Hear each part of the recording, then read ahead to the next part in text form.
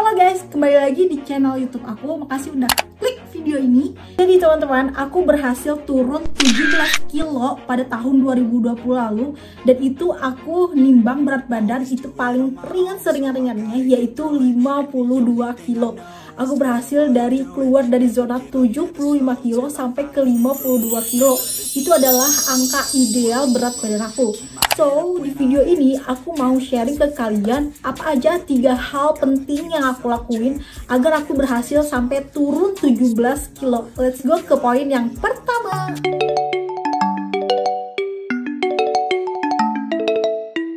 Oke teman-teman, jadi poin yang pertama aku adalah mengubah pola makan aku.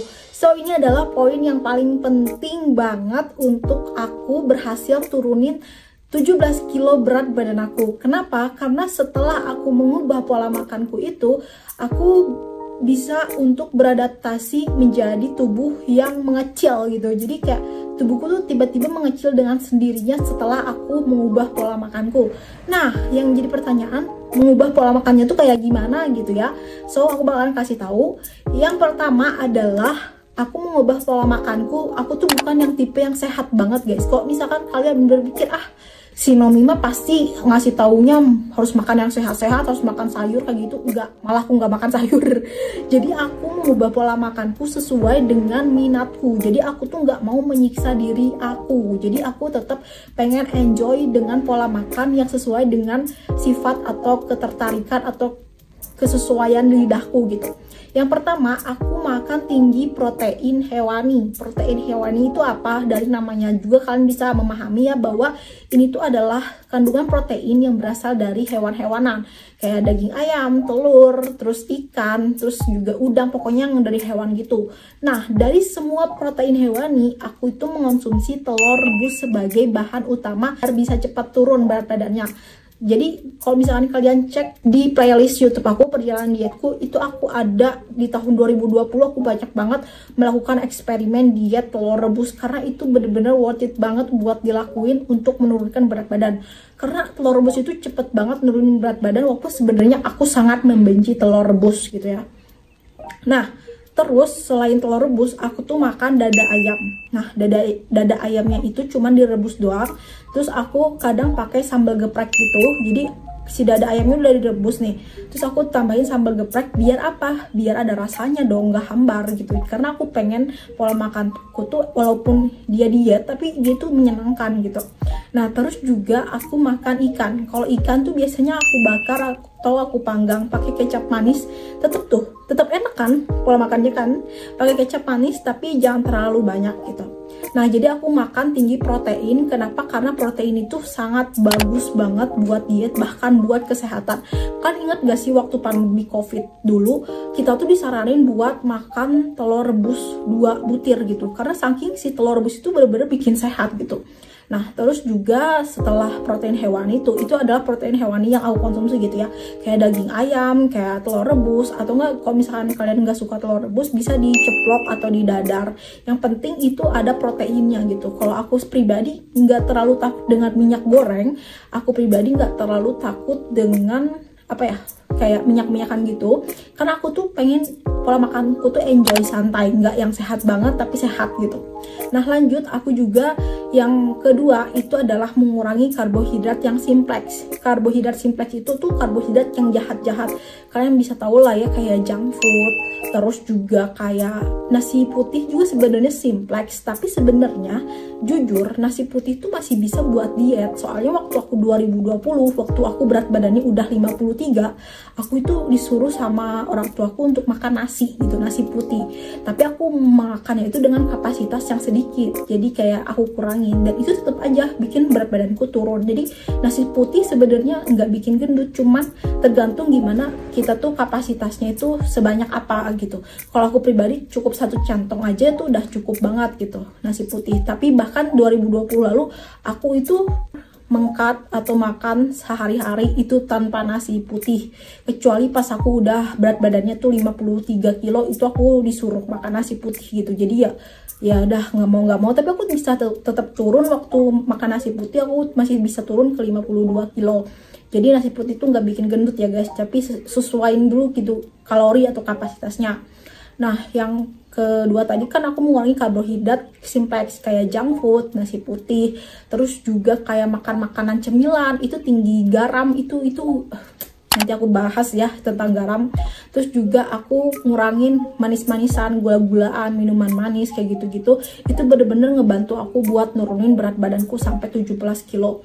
Lanjut, aku itu mengurangi pola makanku ya, mengurangi garam sama gula. Jadi waktu 2020 lalu aku itu beli garam Himalaya yang warna pink, sea salt, dan itu tuh bagus banget.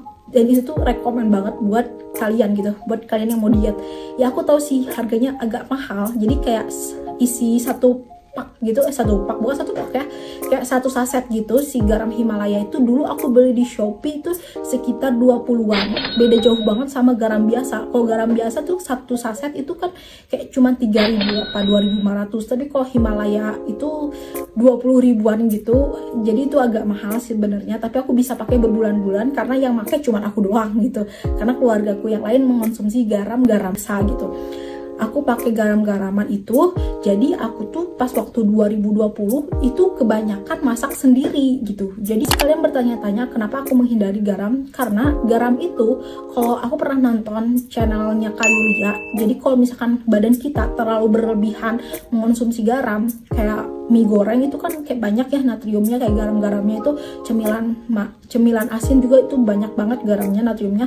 Itu tuh bakalan bikin tubuh kita jadi bloating. Bloating itu jadi gimana? Jadi si tubuh kita tuh kayak mengikat air gitu. Jadi kalau misalkan kita terlalu berlebihan mengonsumsi garam, itu bakalan bikin tubuh kita tuh mengikat air, dan itu tuh akan memanipulasi berat badan kita gitu. Jadinya tuh berat badan kita tuh berat gitu. Aku ngerasa banget waktu aku dulu coba banyak mengonsumsi cemilan yang ini di luar tahun 2020 ya guys ya. Aku banyak mengonsumsi cemilan asin dan juga makan mie instan. Itu aku lagi sering-seringnya. Itu aku berat badannya kayak dari sini langsung tingginya tuh naiknya tuh cepat banget gitu.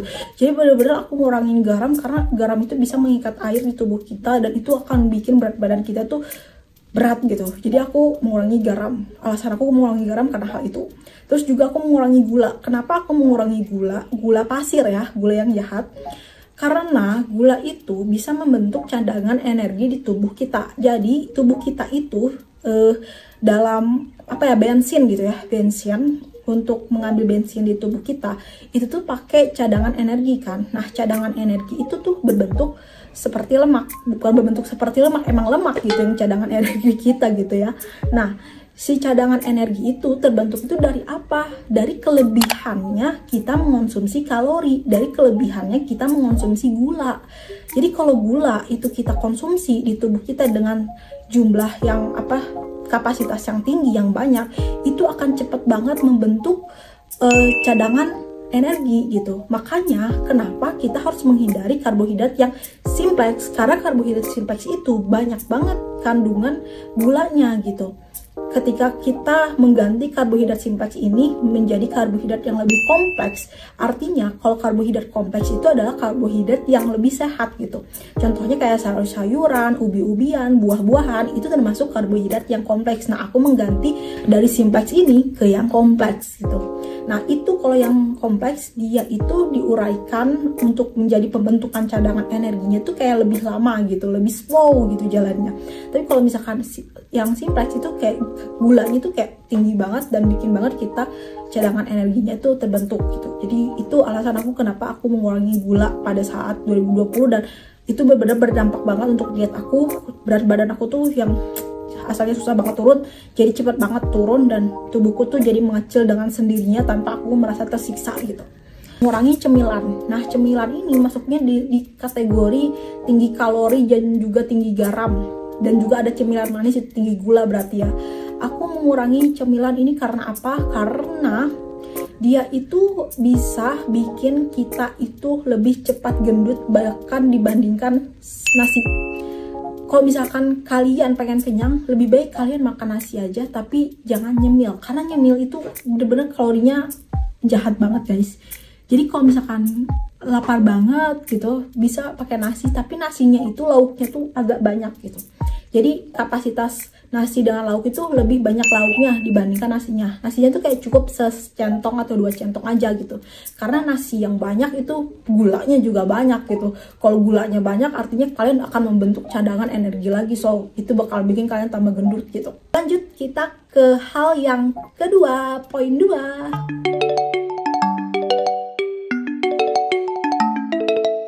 Oh iya, yang poin kedua adalah aktivitas tubuh. So, aku gak akan nyuruh kalian olahraga. Tenang.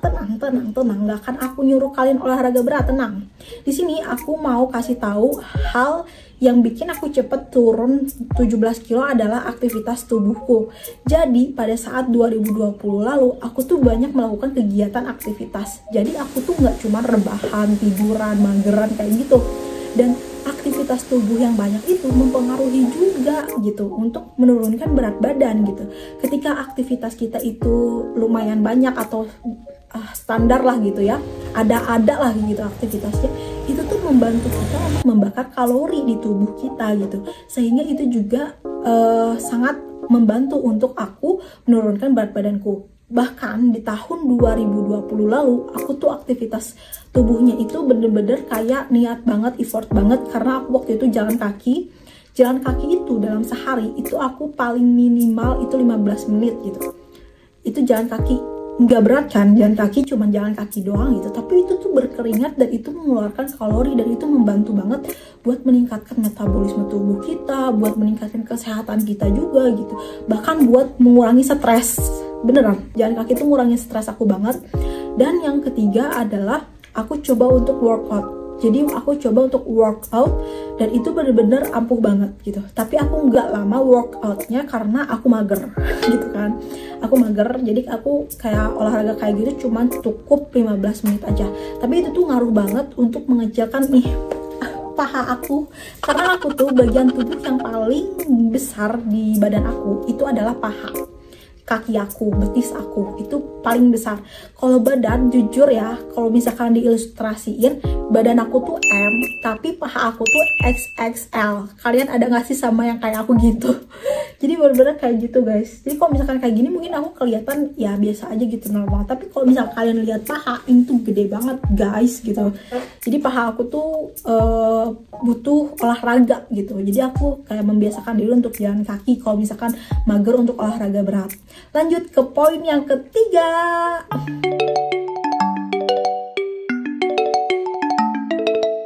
Bentuk kebiasaan baru. So, ini tuh membentuk kebiasaan baru adalah hal yang paling sulit banget, jujur. Ini adalah habit atau kebiasaan baru yang aku terapkan setelah aku berhasil turun 17 kilo gitu. Habit apa, kebiasaan baru apa yang aku rasain gitu ketika aku udah berhasil turun 17 kilo. Yang pertama, aku terbiasa untuk makan sedikit gitu. Jadi aku bener-bener kalau makan banyak sedikit, makan dengan kapasitas yang banyak itu aku kurang bisa gitu. Jadi aku udah terbiasa makan sedikit dan aku juga udah terbiasa makan tanpa nasi. Tapi pada saat aku sudah turun itu, orang tuaku tuh nggak mau aku diet lagi. Jadi orang tuaku tuh pengen aku makan nasi. Jadinya aku makan nasi tapi tetap kapasitasnya tuh dikit aja gitu. Terus yang ketiga, ini aku tulis guys karena takut lupa ya guys ya. Aku jadi kurang selera dalam mengemil. Mengemil itu jadi kayak makan snack, makan kue-kue, cracker yang kayak gitu-gitu. Pokoknya cemilan-cemilan yang banyak garam, tinggi kalori itu aku agak nggak selera gitu. Bukan nggak mau, bukan aku menahan diri untuk nggak mau takut gendut, enggak. Emang nggak selera gitu. Bener-bener serius, nggak bohong. Jadi bener-bener aku kayak gak selera buat ngemil. Bahkan makan roti aja dulu, aku tuh dulu edik banget ya namanya roti. Tapi setelah aku menjalani diet dengan turun 17 kilo, aku jadi nggak selera makan roti. Gak tau kenapa, kayak aku merasa itu roti apalagi banyak gulanya, banyak coklatnya, itu udah fix gak sehat gitu. Itu aku sampai kayak gitu punya pemikiran. Jadi bener-bener bukan yang kayak ditahan-tahan itu, aduh aku pengen roti sebenarnya tapi takut gendut, enggak. Kayak bener-bener itu aku gak selera gitu. Terus juga aku tuh terbiasa untuk bergerak. Jadi aku terbiasa untuk olahraga yang kecil aja, kayak jalan kaki, kayak bersihin rumah. Itu kan termasuk aktivitas tubuh untuk bergerak kan. Terus juga kayak pokoknya aktivitas tubuh itu kayak bergerak itu harus dilakuin. Kalau misalkan kalian cuma rebahan doang, nge-scroll TikTok doang, nonton YouTube tentang menurunkan berat badan, tapi kalian nggak ada aksi, itu sama aja bohong gitu. Itu yang aku lakuin dulu ya sebelum aku berhasil 17 kilo turun. So segitu dulu, itu adalah 3 poin yang bikin aku berhasil untuk menurunkan berat badan aku sebanyak 17 kilo. Semoga video ini bisa bermanfaat buat kalian dan membantu kalian. So see you di my next video, bye bye.